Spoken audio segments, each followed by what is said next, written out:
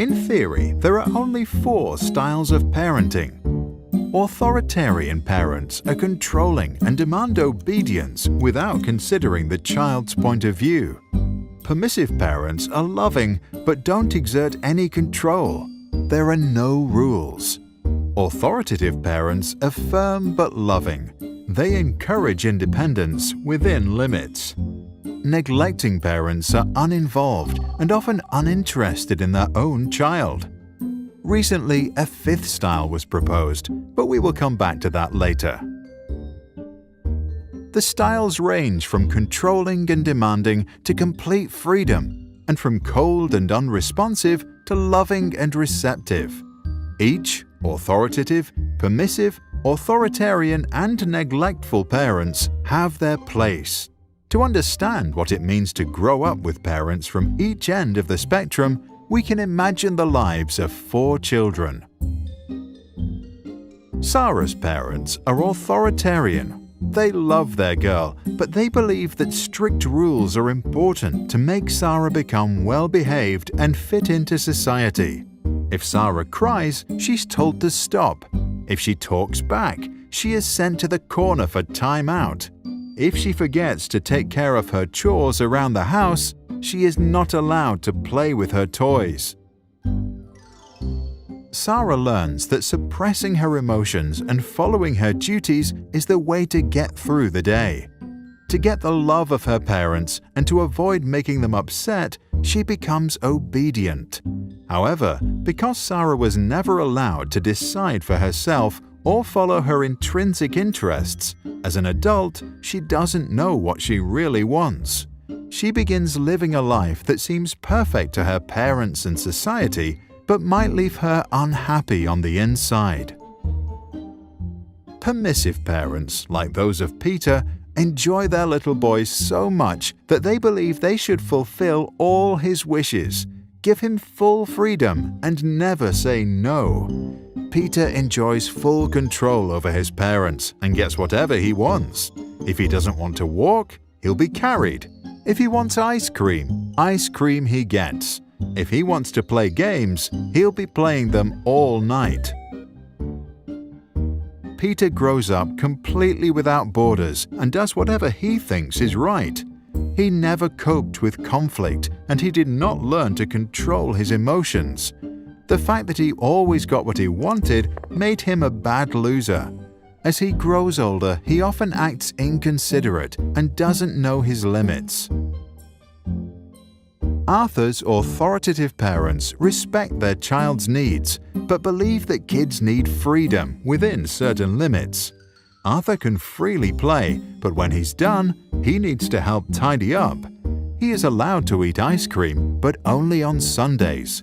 Screen time is limited to 30 minutes a day. There may be conflict, but the parents listen to what Arthur has to say and then lay down the rules. Arthur learns that some things are difficult, but his parents give him all the support he needs to get through it.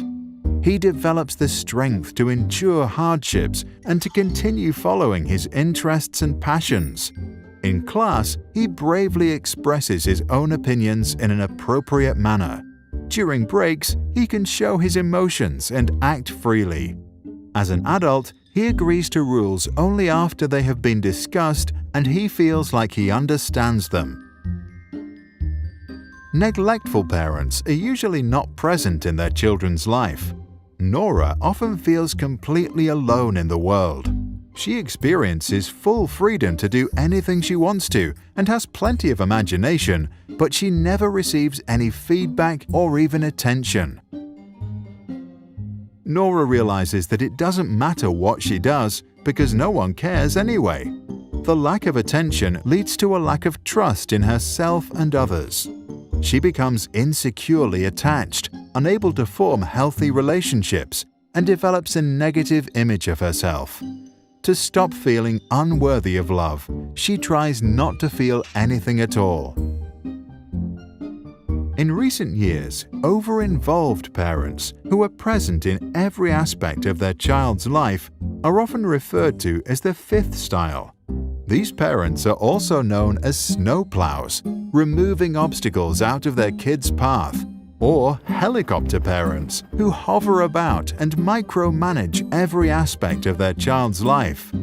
Since they won't let their children do anything alone, the children can't learn to overcome challenges by themselves. Research infers that these children don't like to solve difficult problems, lack perseverance, and may even procrastinate in protest when something requires a lot of effort. Since most research on parenting is based on self-reports and was done in the US and Europe, it is not clear how strongly the observed effects will hold up in controlled observational experiments or in other parts of the world. The 4 parenting styles were first introduced by psychologist Diana Baumrind. For good parenting, she advised balance of demandingness and responsiveness.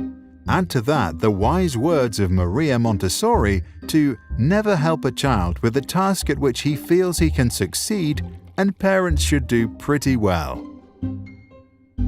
What do you think? Should parents resort to a specific style, or should they decide what's best to do in a given situation, as long as they don't neglect or abuse their child?